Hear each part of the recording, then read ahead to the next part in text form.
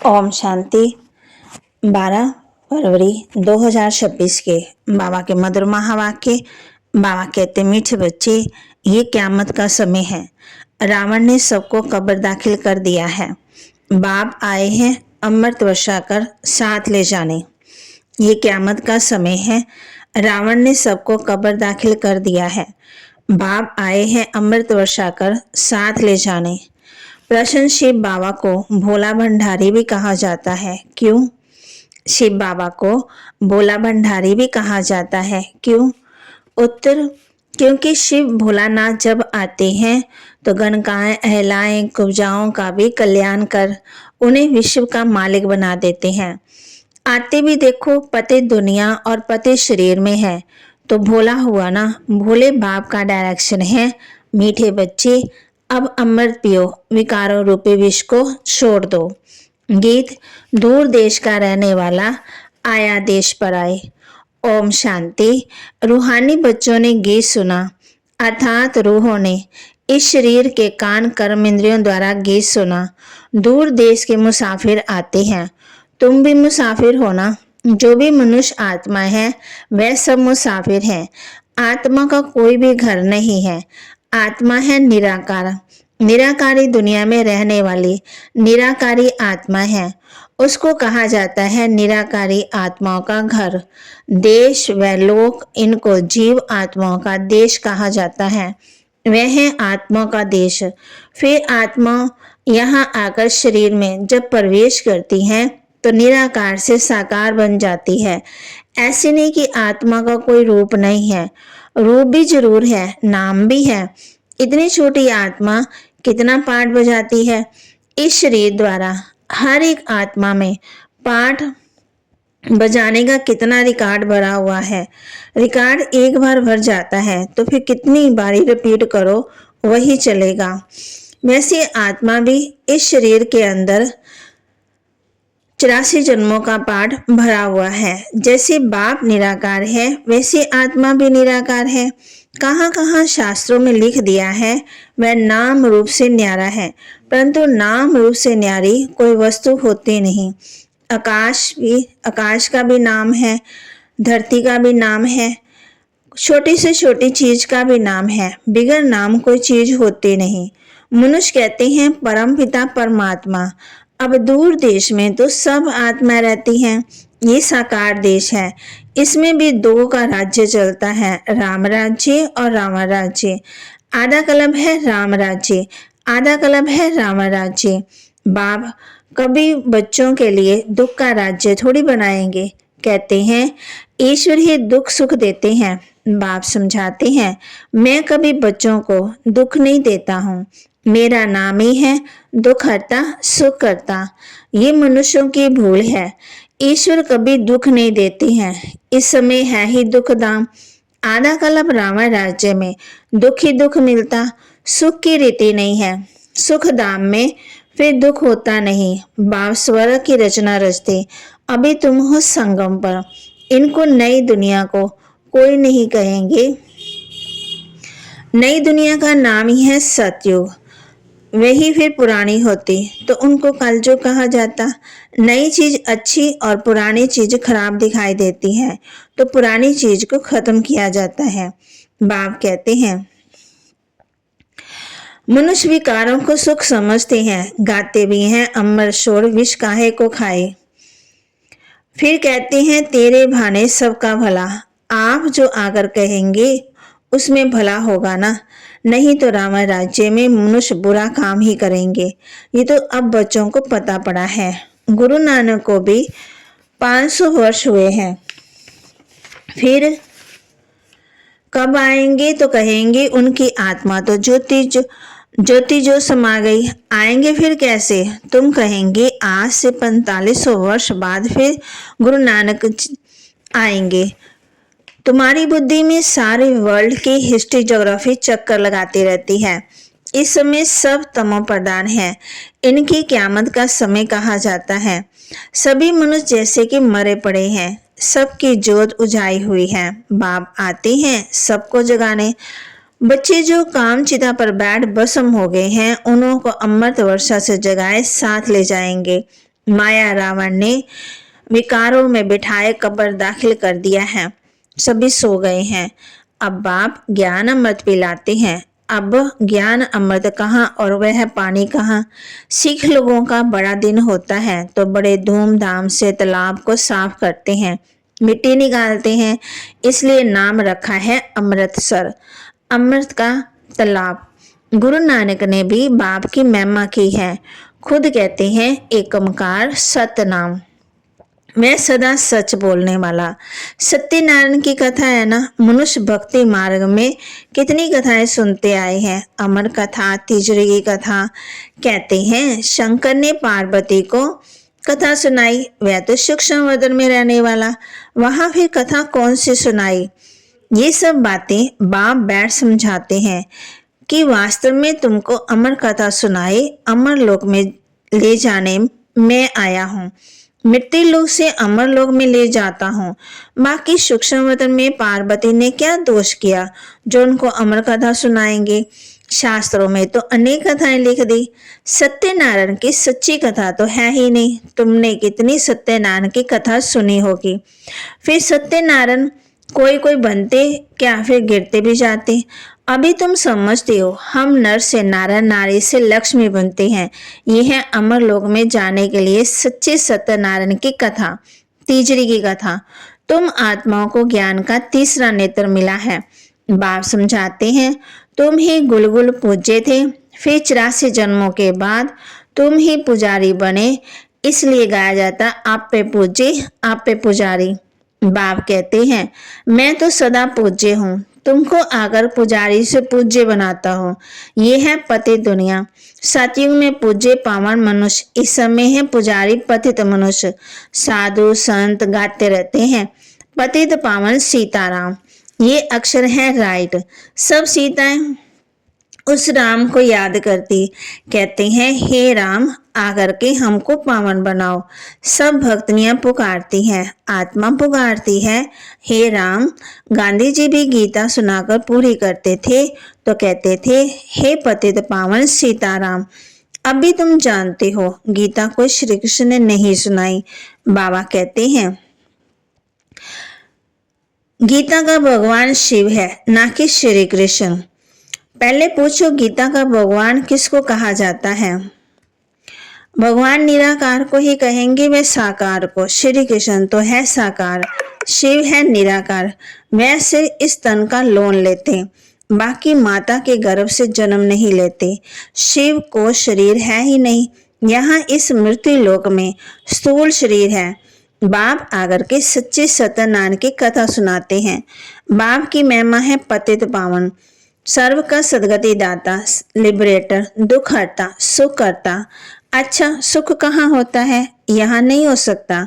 सुख मिलेगा दूसरे जन्म में, जब पुरानी दुनिया खत्म हो और स्वर्ग की स्थापना हो जाएगी। अच्छा लिबरेटर किससे किससे करते हैं, रावण के दुख से। ये तो दुखधाम है ना। अच्छा फिर गाइड भी बनते। ये शरीर तो यहाँ खत्म हो जाते हैं, बाकी आत्मा को ले जाते हैं। पहले साजन फिर सजनी जाती है, वह है अविनाशी सुलोना साजन। सबको दुख से छुड़ाए, पवित्र बनाए, घर ले जाते हैं। शादी कर जब आते हैं तो पहले होता है पति, फिर पीछे होती है पत्नी, फिर बारात होती है। अब तुम्हारी माला भी ऐसी है, ऊपर में है शिव बाबा फूल, उसे नमस्कार करेंगे। फिर युगल दाना, ब्रह्मा सरस्वती, फिर हो तुम जो बाबा के मददगार बनते हो। फूल शिव बाबा की याद से सूर्यवंशी विष्णु की माला बने हो। ब्रह्मा सरस्वती सो लक्ष्मी नारायण बनते हैं, लक्ष्मी नारायण सो ब्रह्मा सरस्वती बनते। इन्होंने मेहनत की है तब पूजे जाते हैं। कोई को पता ही नहीं माला क्या चीज है, ऐसे ही माला फेरते रहते हैं। 16,108 की भी माला होती है, बड़े बड़े मंदिरों में भी रखी जाती है। फिर कोई कहाँ से खींचते। बाबा बम्बे में लक्ष्मी नारायण के मंदिर में जाते थे, माला जाकर फेरते थे तो राम राम जपते थे, क्योंकि फूल एक ही बाप है, फूल को ही राम राम कहते हैं। फिर सारी माला पर माथा टेकते हैं, ज्ञान कुछ भी नहीं। पादरी भी हाथ में माला फेरते रहते हैं। पूछो किसकी माला फेरते हो, उनको पता ही नहीं क्या देंगे। क्राइस्ट की याद में फेरते हैं। उनको ये पता ही नहीं कि क्राइस्ट की खुद आत्मा कहाँ है। तुम जानते हो क्राइस्ट की आत्मा अब तमो प्रधान है। तुम भी सतो प्रधान बेगर थे, अब बेगर तो प्रिंस बनते हो। भारत प्रिंस था, अभी बेगर है, फिर प्रिंस बनाने वाला है बाप मनुष्य। तुम मनुष्य से प्रिंस बनते हो। एक प्रिंस कॉलेज भी था जहाँ प्रिंस प्रिंसेस जाकर पढ़ते थे। तुम यहाँ पढ़कर 21 जन्मों के लिए स्वर्ग में प्रिंस प्रिंसेस बनते हो। ये श्री कृष्ण प्रिंस है ना, उनकी 84 जन्मों की कहानी लिखी हुई है। मनुष्य क्या जाने, ये बातें से तुम जानते हो। भगवान आवाज वह सबका फादर है। तुम गॉड फादर से सुनते हो जो स्वर्ग की स्थापना करते हैं। उसे कहा ही जाता है सचखंड। यह है झूठखंड।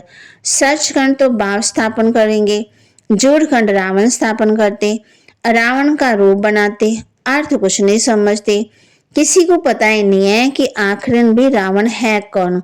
जिसको मारते फिर जिंदा हो जाता रावण है। 5 विकार स्त्री के, 5 विकार पुरुष के, इनको कहा जाता है रावण। उनको मारते हैं, रावण को मारकर फिर सोना लूटते हैं। तुम बच्चे जानते हो ये है कांटों का जंगल। बॉम्बे में बबुलनाथ का मंदिर है। बाप आकर के कांटों को फूल बनाते हैं। सब एक दो को कांटा लगाते हैं, अर्थात बाप कहते हैं, इसलिए इनको कांटों का जंगल कहा जाता है। बाप आकर के सतयुग माना फूलों का बगीचा बनाते। बाप कहते वही फ्लावर्स फिर कांटे बनते, फिर कांटों से फूल बनते। अभी तुम 5 विकारों पर जीत पाते हो। इस रावण राज्य का विनाश तो होना ही है। आखिरन बड़ी लड़ाई भी होगी, सच्चा सच्चा दशहरा भी होना है। रावण राज्य ही खलास हो जाएगा। फिर तुम लंका लूटेंगे, तुमको सोने के महल मिल जाएंगे। अभी तुम रावण पर जीत प्राप्त कर स्वर्ग के मालिक बनते हो। बाबा सारे विश्व का राज्य भाग्य देते हैं, इसलिए इनको शिव भोला भंडारी कहते हैं। बाबा कहते जो भी गणकाएं, अहलाएं, कुब्जाएं, सबको बाप विश्व का मालिक बनाते हैं। कितना भोला है। आते भी हैं पति दुनिया पति शरीर में। बाकी जो स्वर्ग के मालिक नहीं है वह विष पीना छोड़ते ही नहीं है। बाप कहते बच्चे अब भी ये अंतिम जन्म पावन बनो। ये विकार तुमको आदि मध्यंत दुखी बनाते हैं। क्या तुम इस एक जन्म के लिए विष पीना नहीं छोड़ सकते?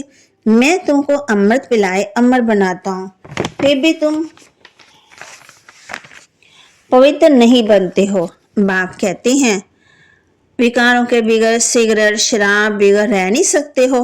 मैं बेहद का बाप तुमको कहता हूँ बच्चे, इस एक जन्म के लिए पावन बनो तो तुमको स्वर्ग का मालिक बनाऊंगा। पुरानी दुनिया का विनाश और नई दुनिया की स्थापना करना ये बाप का ही काम है। बाप आया हुआ है सारी दुनिया को दुख से लिबरेट कर सुख धाम शांति धाम में ले जाने। अभी सब धर्म विनाश हो जाएंगे। एक आदि सनातन देवी देवता धर्म की फिर से स्थापना होती है। ग्रंथ में भी परम पिता परमात्मा को अकाल मूर्त कहते हैं। बाप है महाकाल, कालों का काल। वह काल तो एक दो को ले जाएंगे, मैं तो सभी आत्मा को ले जाऊंगा, इसलिए महाकाल कहते हैं। बाप आकर के तुम बच्चों को कितना समझदार बनाते हैं।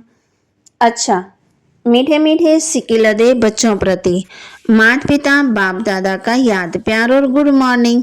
रूहानी बाप की रूहानी बच्चों को नमस्ते। रूहानी बच्चों की रूहानी बाप दादा को दिलवा जान सिकवा प्रेम से नमस्ते। धारणा के लिए मुख्य सार, इस अंतिम जन्म में विकारों को त्याग, अमृत पीना और पिलाना है, पावन बनना, कांटों को फूल बनाने की सेवा करनी है। इस अंतिम जन्म में विकारों को त्याग, अमृत पीना और पिलाना है, पावन बनना, कांटों को फूल बनाने की सेवा करनी है। विष्णु के गले की माला का दाना बनने के लिए बाप की याद में रहना है। पूरा पूरा मददगार बन बास मन दुख हरता सुख करता बनना है। विष्णु के गले की माला का दाना बनने के लिए बाप की याद में रहना है। पूरा पूरा मददगार बन बास मन दुख हरता बनना है। वरदान, अपनी अलौकिक रूहानी वृत्ति द्वारा सर्व आत्माओं पर अपना प्रभाव डालने वाले मास्टर ज्ञान सूर्य भव।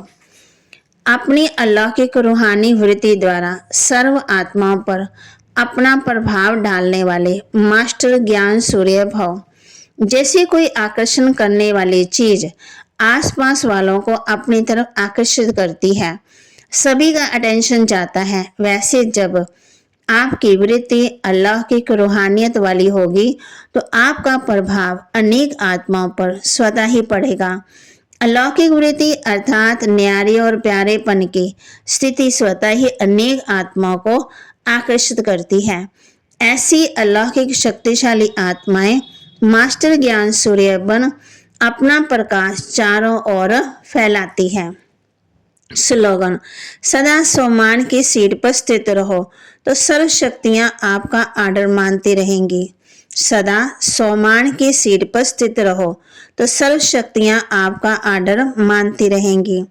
अव्यक्त इशारे, एकता और विश्वास की विशेषता द्वारा सफलता संपन्न बनो। ज्ञानी बनने के साथ साथ स्नेही बनो। स्वयं की सेवा विश्व सेवा का आधार है। सेवा में सिर्फ 2 शब्द याद रखना, एक निमित्त, दूसरा निर्माण बनना ही है। इससे एकता का वातावरण बनेगा, एक दो के सहयोगी बनेंगे। तेरे मेरे की मान शान की टकराव की भावनाएं समाप्त हो जाएगी। तो माँ कहती, ज्ञानी बनने के साथ साथ स्नेही बनो। स्वयं की सेवा विश्व सेवा का आधार है। सेवा में सिर्फ 2 शब्द याद रखना, एक निमित्त हो, दूसरा निर्माण बनना ही है। इससे एकता का वातावरण बनेगा, एक दो के सहयोगी बनेंगे। तेरे मेरे की मान शान की टकराव की भावनाएं समाप्त हो जाएगी। तो बाण ने ये भी कहा है, सदा सम्मान की सीट पर स्थित रहो तो सर्व शक्तियां आपका आर्डर मानेंगी।